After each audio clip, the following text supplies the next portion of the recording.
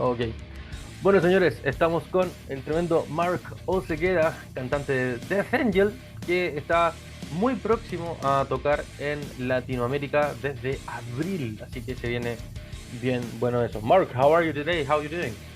I'm doing spectacular. Thank you very much. I'm excited. Wow.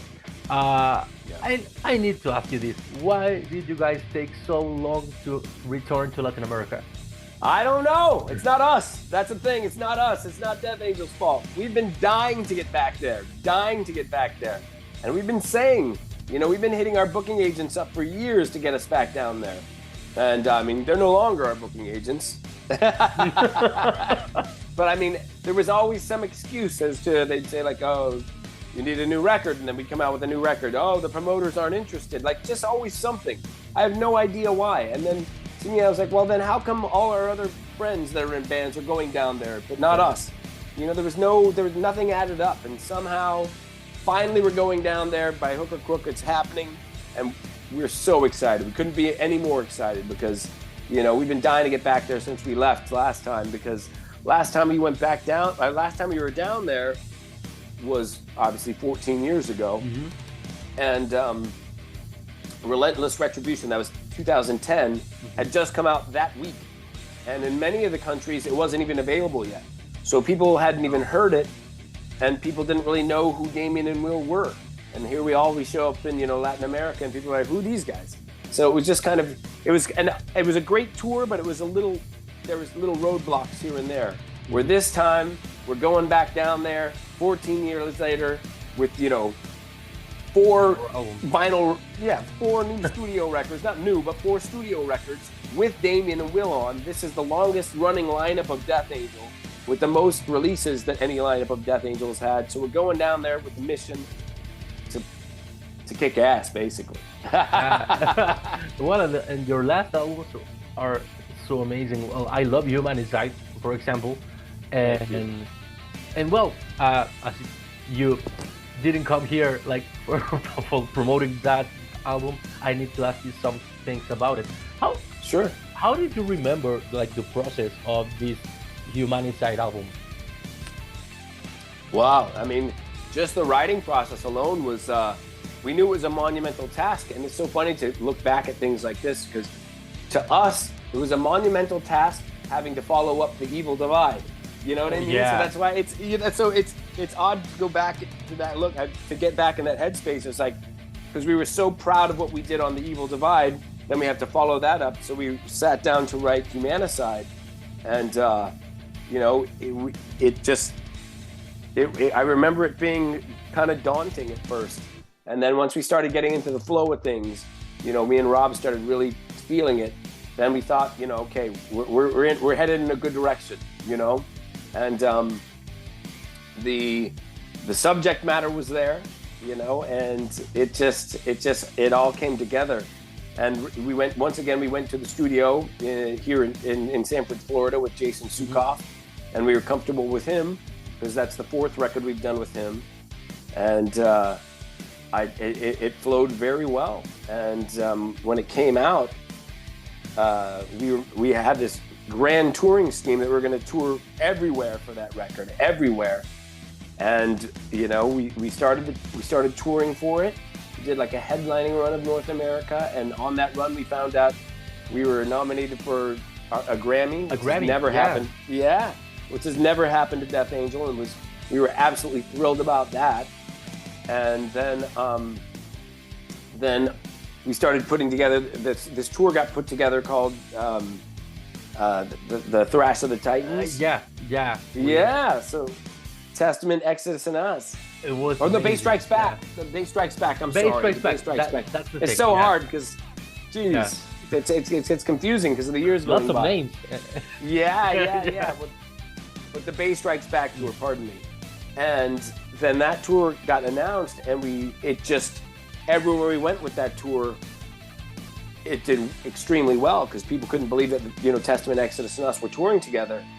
And then all of a sudden, the world shut down. Yeah. And it just, and that's kind of what I remember. Yeah, well, I've been to the tour, the Humanicide tour. I've been to the last date at the Whiskey A Go Go. Oh yeah. Yeah, I've been there. It was Ted's birthday, so it was a really special night. It was my first concert outside Chile, so Oh nice. I was nuts because, well, I was like, how the hell I didn't see Death Angel live? And then when I realized you guys were playing there, I asked an email. I was like, okay, I'm from a site here in Latin America. Is it possible to make like a live review? They're like, hell yeah! So I was there and it was amazing. And the I was amazed, like, it's a historic venue, but at the same time it's like a small one. And Yeah, it is. the way you played at a festival or in a small gig like that, it's nuts because you guys are playing so tight. It's a really cool show and it's a really thrashy one. It's like an old school but modern at the same time. It's mixing every good part of it, so it's amazing to see you live. And yeah, well, that was like 2 months before the COVID came, so yeah, I was so happy to see you before that. Yeah, I'm glad. Yeah, I mean, we give it our all every night, you know, whether we're playing on a large stage or a small stage, and it's just, you know, we love what we do, and we live for this music. And the thing that makes it all the more special is when we're in a live situation, because you could feed off that energy of the crowd. We want to give, and we do feed off of it, you know, and we want to force feed it right back to them. So, you know, we just we live for it. And I think the crazy thing was when that pandemic hit, it's something that everyone went through it. You know, it's like literally everyone went through it. So it's one of those crazy things that happen, you know, once in a lifetime, that a whole generation of people or multiple generations of people say, oh yes, I experienced that in my lifetime. And it alters your outlook on life in general, you know? And it's just, it made, and now that the walls opened, and as soon as they did, I mean, I don't need to skirt over that issue. It was a crazy process during that whole pandemic. But when the walls opened, we went right back on the road. You know, I mean, that was the thing we missed the most, you know, and that's just kind of how it is. So we love what we do, and that's what we you know, plan on continue doing, is releasing music and touring. And the great thing is we finally get to go back down to Latin America after the whole dust has settled of the pandemic, and now people aren't afraid to leave the house and go to these big shows and festivals or club shows. So I think the timing's perfect. We're hungrier than ever, and I think the crowds are going to get, you know, appreciate it, and we're going to give them one hell of a show. I know that. Yeah. And in the pandemic, well, you guys carried on with these blaster tracks and these streaming shows. It was amazing. I remember that Saturday night, I was like, yeah! Because, like, on a pandemic, the only thing you can do is, like, sitting in front of the computer and maybe listening to some music. And then you guys playing live, like, from all over the world. And how was that experience to have a concert, like streaming live concert? It's weird. Yeah, it was incredible though, you know, because we're the same thing. As I said, we were all going through the same stuff, and we were at home going crazy, you know, and eventually certain things kind of minimally opened up, barely. So we were allowed to rent this venue, the Great American Music Hall in San Francisco. And Ted was the one who came up with the idea of doing songs that we have never played live or haven't played live in years. And at first we were kind of like, huh. And then it really kind of hit me and Robert, like, that's actually a really good idea, you know, let's do that. So we relearned these songs and got them tight. We rehearsed a lot and got these songs tight, and then rented out that hall and got a film crew, and everyone had to test every day. I was doing the damn COVID tests every day. And it went great, but it's just so odd. As I said, you know, we're a live band and having no crowd to play to. You know, it's other than our road crew and the film crew. So, you know, you're giving it your all, but not having an audience to feed off the energy, which we like to do. We suck that energy and give it back to them.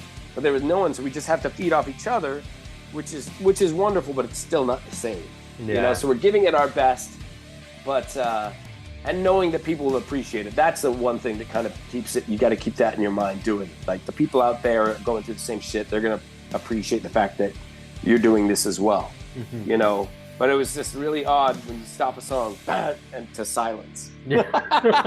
Or maybe a cameraman going, hey, you know what I mean? I was thinking the same. It's like giving a show, the best show ever to your cameraman. So it's a little wacky. So, but once you get past that, it went really well. And what we, on the stream, there was a chat room. A chat, So, and then we got back and we were allowed to watch it after. And then, you could read the chat room. And so many people kept saying, you should release this. You should release this as a record. You should release this as a DVD.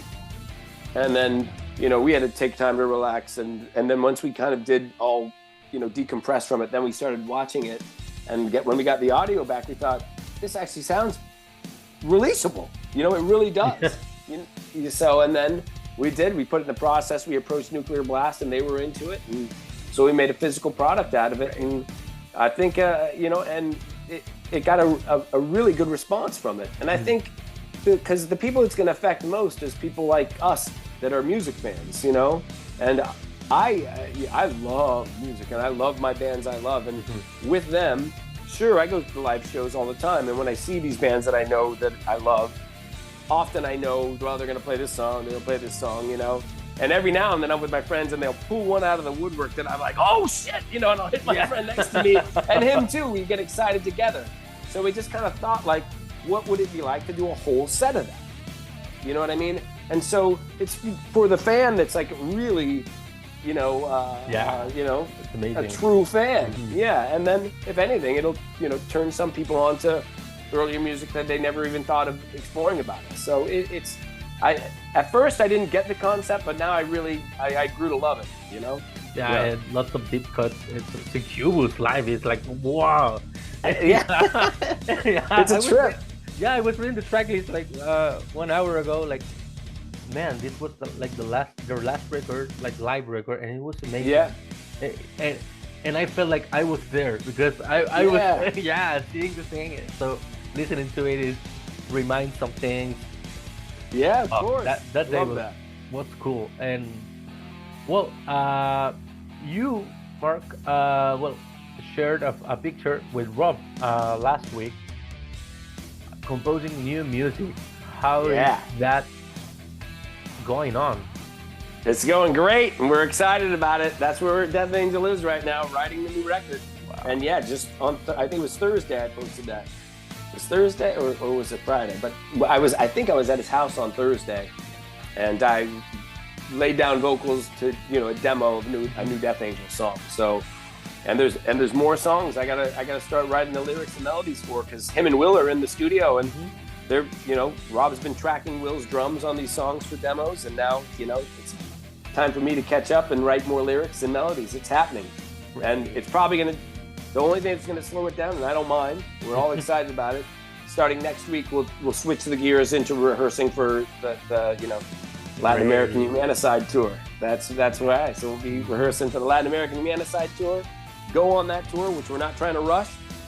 Then we'll come back, take a moment to breathe, and then it's right back into writing. That'll be the main focus after that. Right. Is there any chance that we can have a single this year? That's a good question. I don't know. We're more of an album band. So yeah, I know. So I think that's the main concentration going to be because we want to write a whole bunch of music and cherry pick the best songs that we think will make a solid vicious record, especially after the follow up to Humanicide and being it's already been we're going on 5 years since the last rehearsal. Yeah, so I think we want to get the best product possible. Yeah, well, Mark, I need to ask you this because, well, it blew my mind when it came out. How is this thing with Kerry King?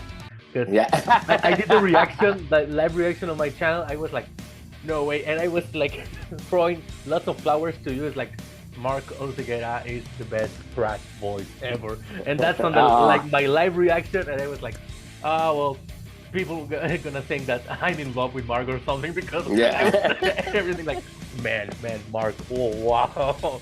So, how did it come to like a reality to play with Kerry? I know, well, you guys are from like the thrash Bay Area and everything, but how all of it came into like a one thing, and then this album. Yeah, well, first of all, thank you, and I also got to say that I'm also very excited about it, and it wasn't an overnight thing. It was a long process. You know, me and Kerry are friends for sure, but that's not the reason I got the gig. By no means did I get the gig because we're friends. It was definitely a lot of hard work, and you know, he's an institution unto himself as his Slayer. And when Slayer, you know, announced that they weren't going to go any longer, it was known. He made it known to everyone that he was far from done. And when that was announced, it was quite a few years ago. It was probably during the pandemic that I actually, you know, I just gave him a cold call out of the blue, or a cold text rather, just saying, just so you know, I heard you're doing this, and I'm just throwing my name into the hat, you know, into the ring, or throwing my throat into the ring rather, you know. And he was like, you know, he's a very to the point guy, and he said, okay, you know. And I know he's very serious about kind of everything he does musically, and it was a lot of hard work, I'll tell you that. You know, a lot of going back and forth. Did quite a bit of demoing with him, and nothing was a sure thing, ever. You know, I know he had other people in mind. He had for every position in the band. I think Paul was the shoe-in right off the bat, and then after that, because Kerry knew his vision. He knew what he wanted. He knew what he heard in his head, and he wanted a lineup that could deliver it. And after a lot of hard work. One day, you know, me and him were out together, and he just, it was plain and simple as that. But you know, quite some time had gone by, and a lot of work was put into it. And he just said, you know, if you want the gig, it's yours. And of course, I just looked at him like, you know, pretty much, fuck yeah. And I gave him the, you know, huge hug, and from then on, it was just even more hard work. As hard as I worked to get the gig, once I got the gig, it was even more hard work, just concentrating on the songs, getting them tied enough and getting what I was going to do to deliver in the studio. Once we got in the studio, we went in with Josh Wilbur, produced it at Henson Studios in Hollywood, and we didn't mess around. We got in, I think loaded in, 2 weeks later loaded out. Just, It was work every day. And but you know, one of the most amazing studio experiences I've had. It was and very fulfilling. And yeah, we've already released the first single, which is Idle Hands.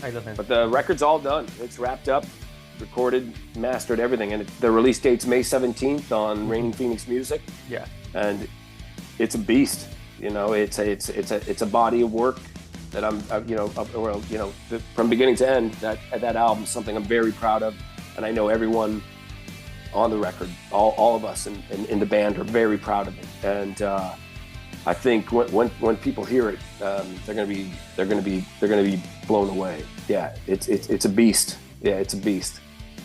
Well, I'm very looking forward to it because I'm a huge Slayer fan and Death Angel diehard fan as well. So yeah. When I received the mail with the Raining Phoenix thing, it was 4 a.m. here in Chile, but for some reason I woke up like 2 minutes earlier than that. I was like, what happened? And then whoop, no way, no. And I said, okay, I'm gonna share this into my media, and tomorrow morning I'm gonna listen to this song because it's not like early enough to listen to some Kerry King's music, and I don't want to wake all my neighbors up. So I waited, and then I woke my brother up, and I told him like, hey, Kerry is making new music with Mark Osegueda. and field demo and Paul stuff. And he was like, no, that's not true. No, you're joking with me. Like, no. So we put up all the speakers on my place, and it was like boom. And I gotta be honest, it's a really cool song, and I cannot wait for that. And May 17th, yeah, I know the date by heart. Oh yeah. So, yeah. And me as well. Yeah. Well, and I'm looking forward very much to this show in Chile, which is happening with Exciter and Bad. How do you think about that? Because it became like a huge thrash festival, and it's gonna be amazing. It's a 3 stories building, so it's gonna be awesome. How do you? It's gonna be. Yeah. How do you feel about it? I can't wait. I can't wait, because I mean, even my memories the last time we played Chile, the crowd was amazing. Just so passionate, so loud. The pit was crazy. And the chanting, and the incredible circle pit and passion, I can't even imagine. And with this lineup, I think it's a stellar lineup. It really is, you know. And I was when they started putting the bill together, I thought, this is brilliant, you know. So I know this is going to be, as I said before, 14 years ago was wonderful, but just with all the chaos of the release and the new lineup, where now this is, you know, the longest lineup Death Angel's ever had. It's going to be, all the stars are aligned. This is going to be a vicious night of thrash, and it'll be, I mean, from beginning to end, from Bat to Excited to Death Angel. It's going to be a brilliant thrash and metal show for the Chilean fans and for all the bands, all 3 bands as well. I can't wait. Yeah. Really.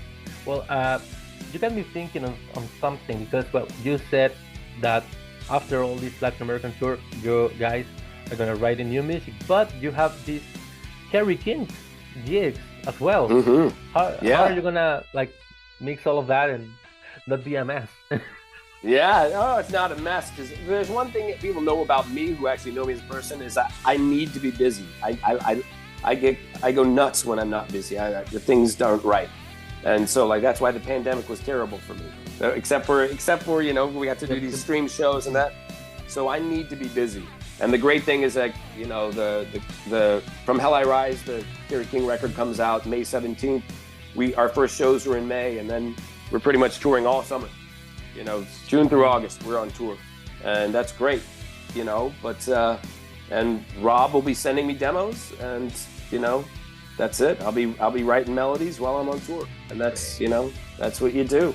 That's what you do. You know, I signed up for this, and this is what I've wanted to do my whole life. So, given the opportunity, I give it my best whenever I can.